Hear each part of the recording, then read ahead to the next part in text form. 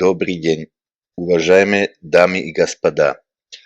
Меня зовут доктор Нилс Душек. Я гражданин Германии и разработчик препарата Билурон.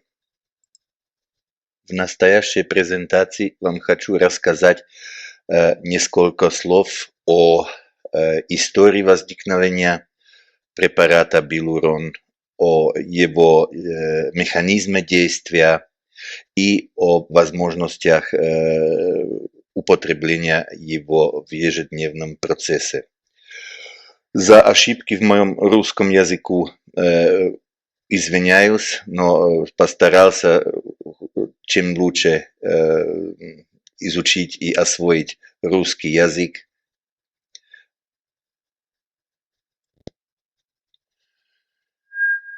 Препарат Билурон – это, можно сказать, ортомолекулярный препарат и производится в Германии. Производителем есть моя компания Grammarevit, и производим Билурон для Coral Club International. Билурон считается торговой маркой Coral Club International.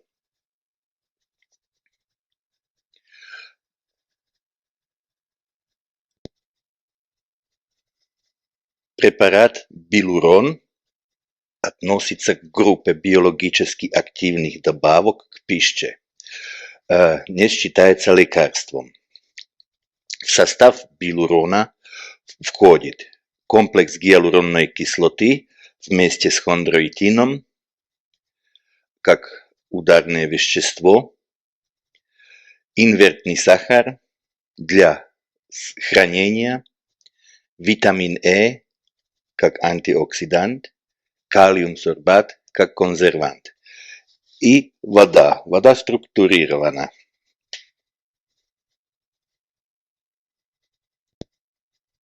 Сначала несколько слов об истории препарата Билурон.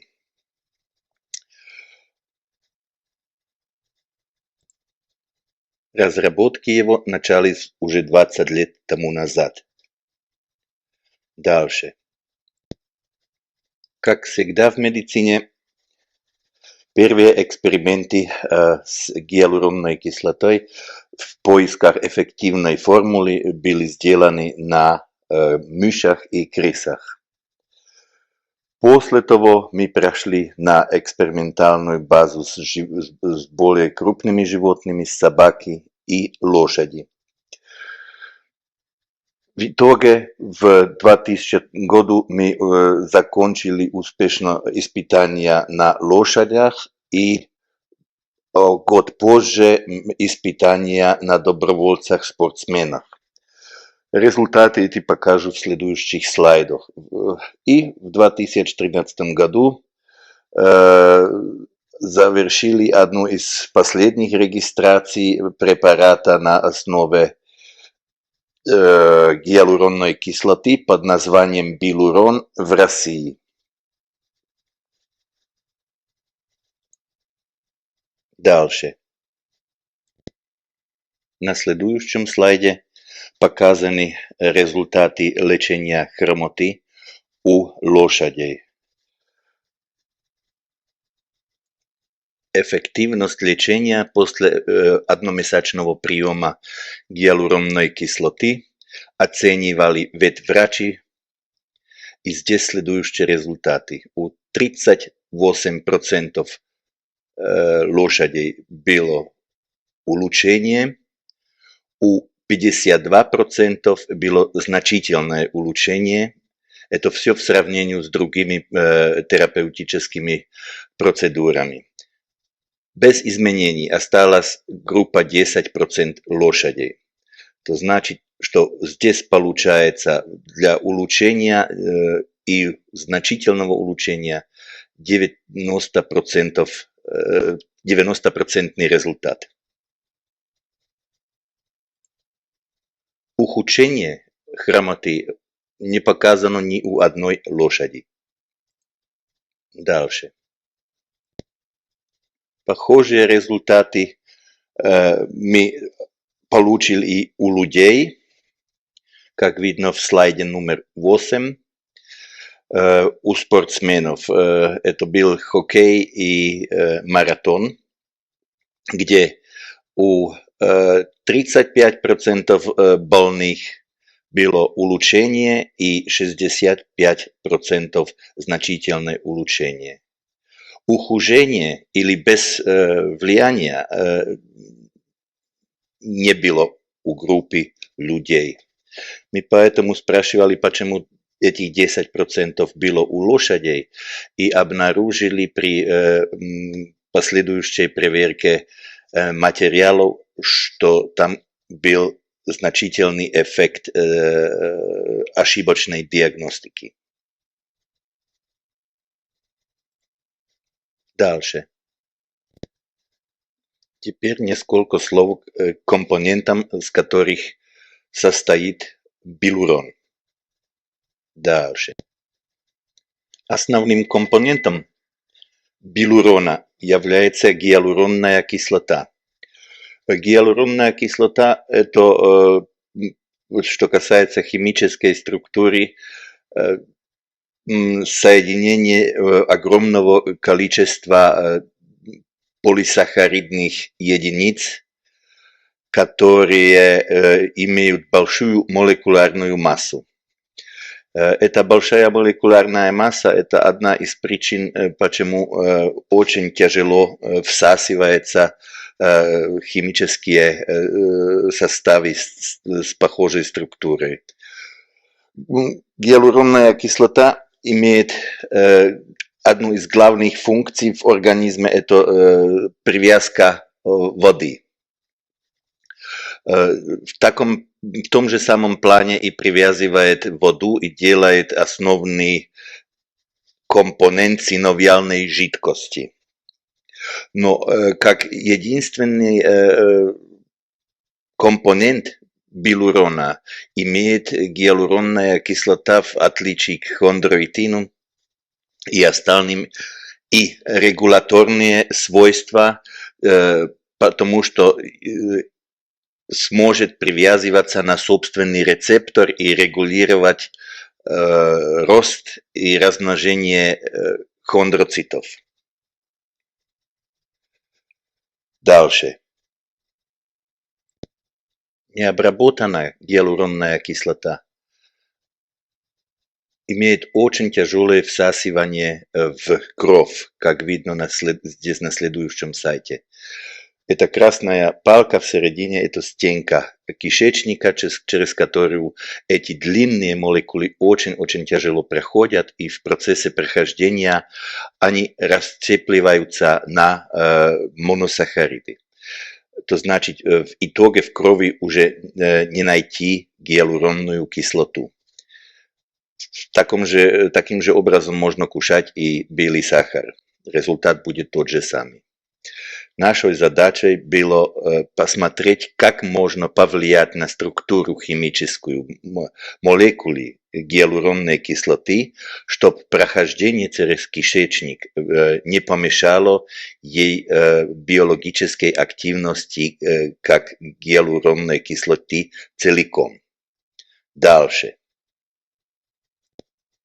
Как я сначала уже сказал, результатом выше 270 экспериментов было обнаружение определенной оптимальной молекулярной структуры гиалуронной кислоты, которая позволяет проходить через кишечник целиком в цепах различной длины, которые в состоянии после прохождения опять соединиться в готовую длинную гиалуронную кислоту. Говорим о так называемом процессе ресинтеза.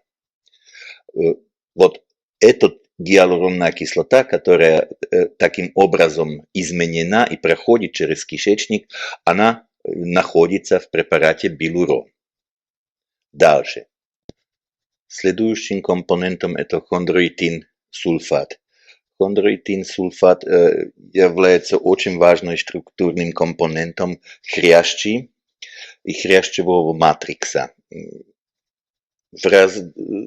В разнице к гиалуронной кислоте хондроитин-сульфат является чисто стройматериалом.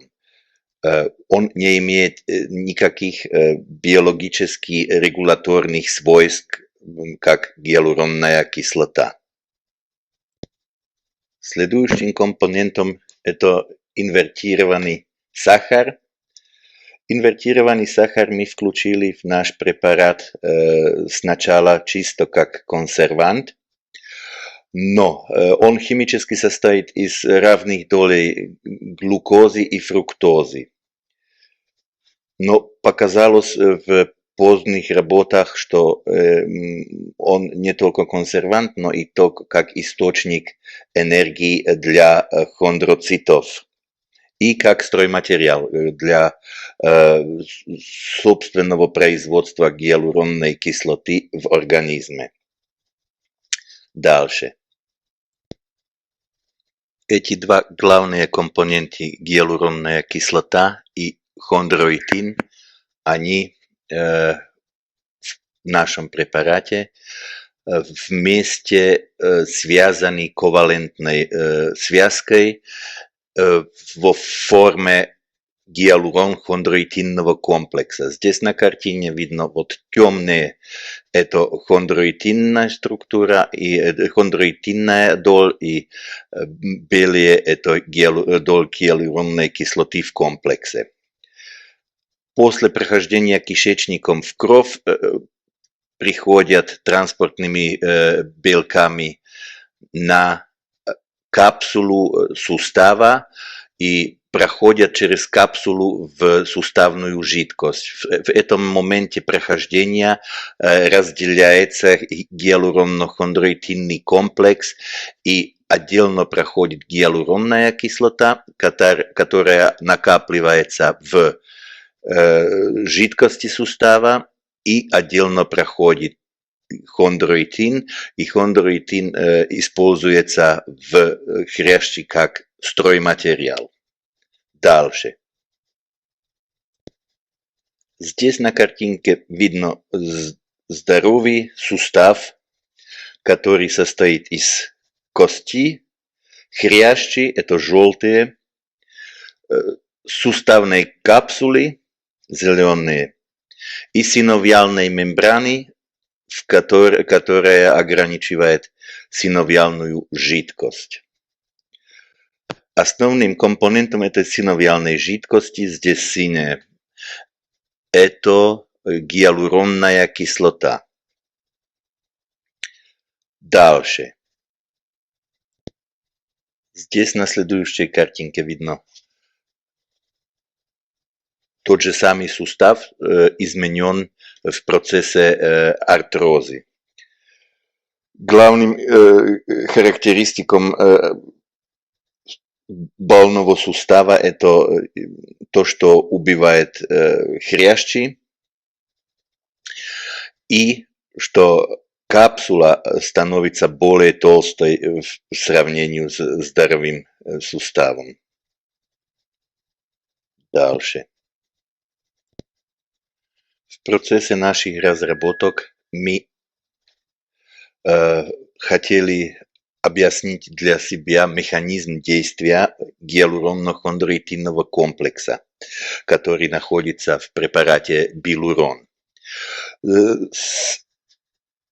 Поэтому мы взяли гиалурон-хондроитинный комплекс и маркировали его радиоактивным маркером и смотрели его разделение в организме. Показалось, что уже в лимфу после приема проходит через 15 минут и до 2 дней может состоять в лимфе, пока не проходит в синовиальную жидкость. Это прохождение в синовиальную жидкость начинается 24 часов после приема. В синовиальной жидкости он связывается с рецепторами клеток хряща, хондроцитов, и стимулирует таким образом выработку собственной эндогенной гиалуронной кислоты. Это покажем на следующих слайдах. Дальше. Что творится в суставах в процессе артрозы в течение приема билурона? До приема гиалуронно-хондроитинного комплекса находятся в суставах разрушенные хрящевые клетки, вот желтенькие, и в жидкости, суставной жидкости синовиальной находится гиалуронная кислота, но она частично изменена из-за процесса воспаления, который в суставе произошел. То значит, гиалуронной кислоты здесь минимум, поскольку здесь минимум гиалуронной кислоты, она не способна привязываться на рецепторы хрящевых клеток и так регулировать их действие. Рецепторы — это те стрелки, которые видно из желтых клеток. Дальше. С момента первичного приема билурона начинается в организме процесс насыщения гиалуронной кислотой. То значит, мы приводим из наружья гиалуронную кислоту, которая накапливается в синовиальной жидкости. Тем же образом в синовиальной жидкости уже два варианта гиалуронной кислоты. Первоначальная, которая была изменена воспалительным процессом, и здесь видно желтенькая, которая в препарате билурон.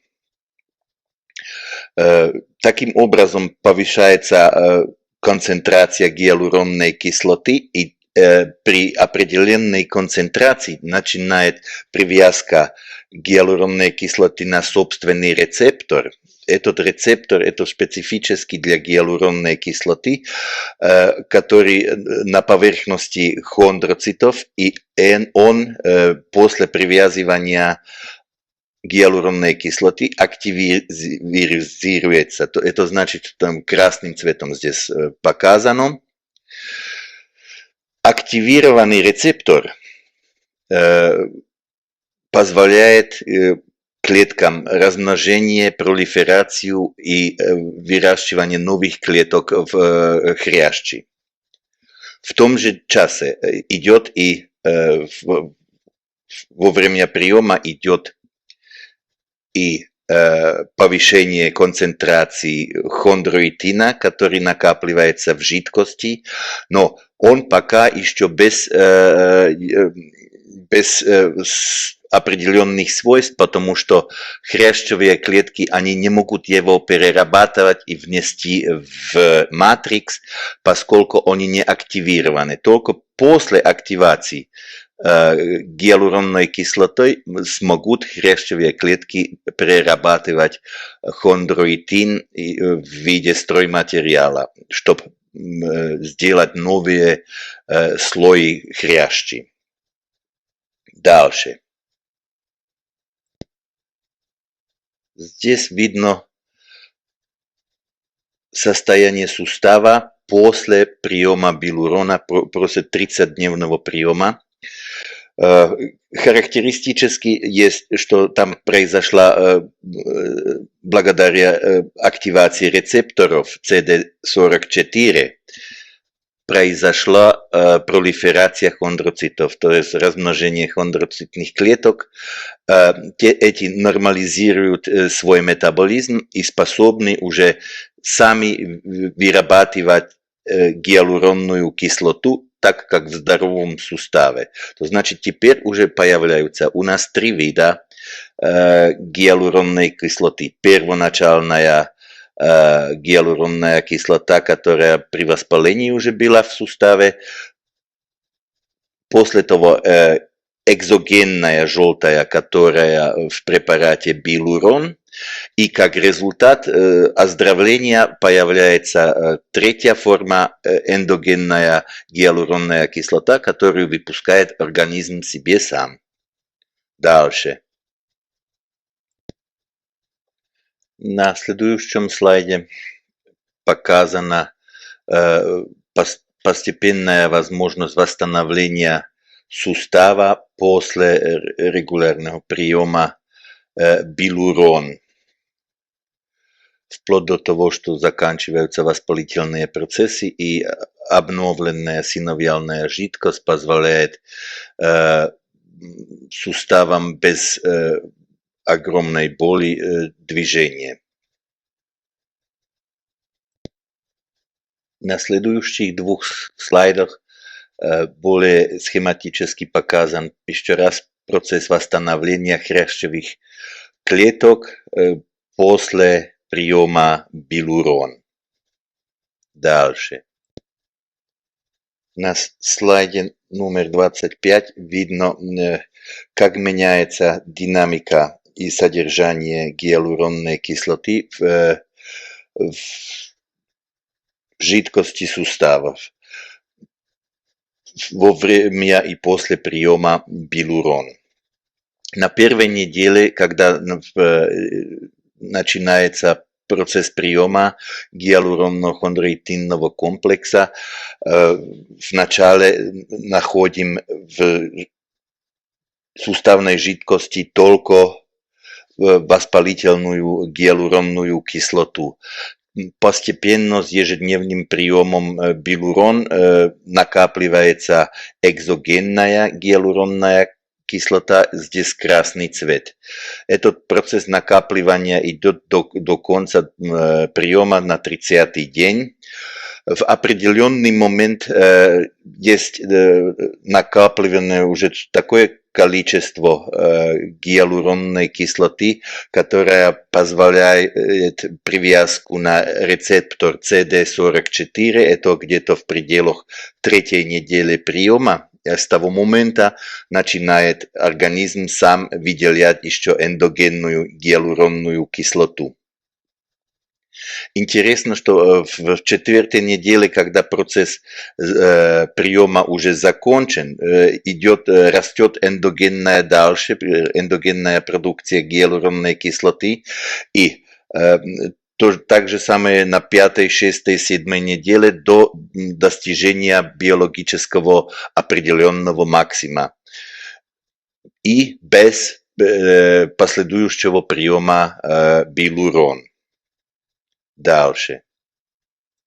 Теперь несколько слов о принимании билурона в процессе влияния и ухаживания за суставами. На следующем слайде номер 27 показан зависимость выработки гиалуронной кислоты от возраста. Однозначно показано, что до 20 лет организм способен вырабатывать себе гиалуронную кислоту в полном объеме.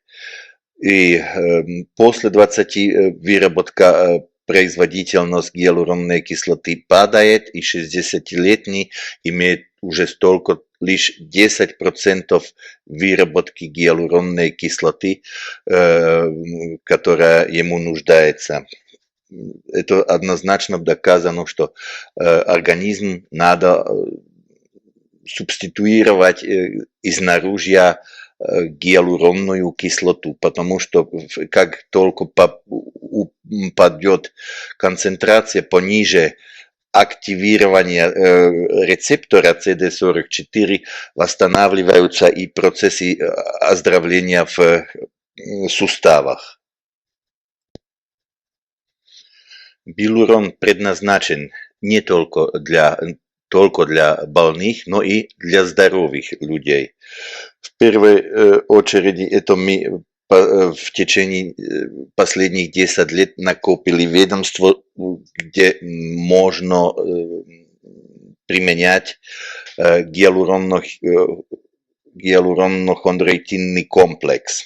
Это у детей, здоровых детей в фазе роста. У спортсменов, когда у них идет или перегрузка, или профилактически до нагрузок и соревнований. И у пожилых людей возрастный износ произошел, можно восстанавливать опять назад хрящ с помощью билурона. И классические применения это артроз и патология межпозвоночных дисков. И в последних летах мы сделали большой эксперимент в Вьетнаме, где нам удалось доказать, что с помощью билурона можно в комплексной терапии очень хорошо влиять на подагру.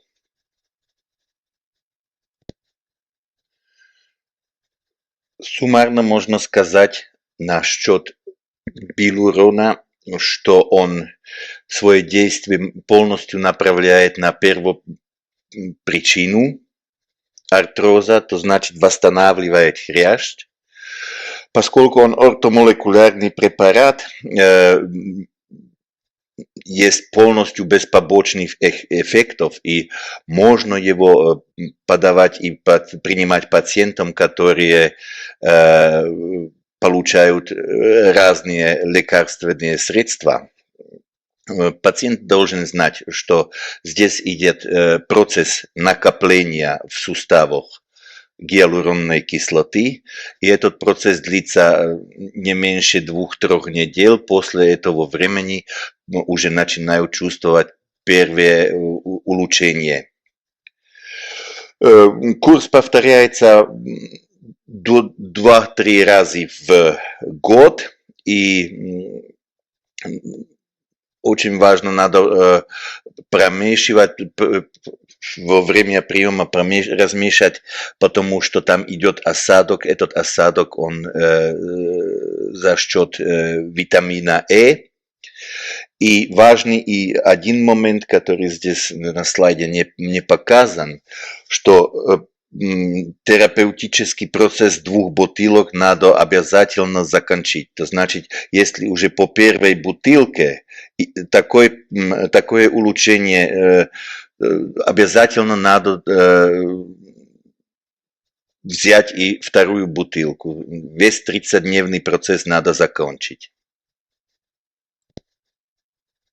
Если сравнить наш билурон с другими хондропротективными препаратами, за счет того, что у нас находится комбинация и гиалуронной кислоты вместе с стройматериалом, то значит с хондроитином, имеем несколько преимуществ, которые в остальных препаратах не находятся. Самым главным преимуществом есть, что мы не только регулируем через рецептор CD44 пролиферацию хрящевых клеток, но и сразу же дадим им стройматериал хондроитин, чтобы восстановить хрящ в суставах. Дальшим преимуществом есть, что билурон можно принимать и профилактически.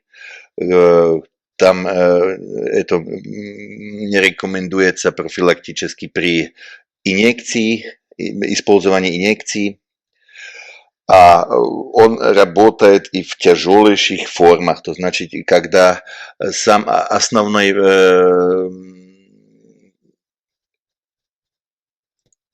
Основным вопросом есть, что было в суставе присутствие каких-то остатков хрящей, как, например, при артрозе степени 4, с которого можно начать восстанавливать.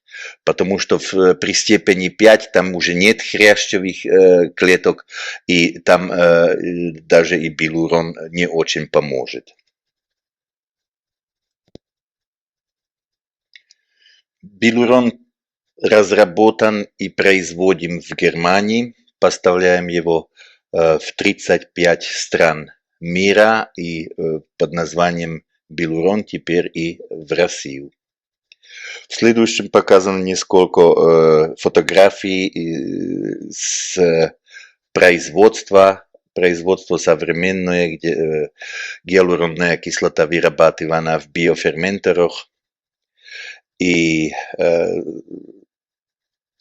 производственные мощности позволяют делать ежедневно несколько тысяч бутылок билурона.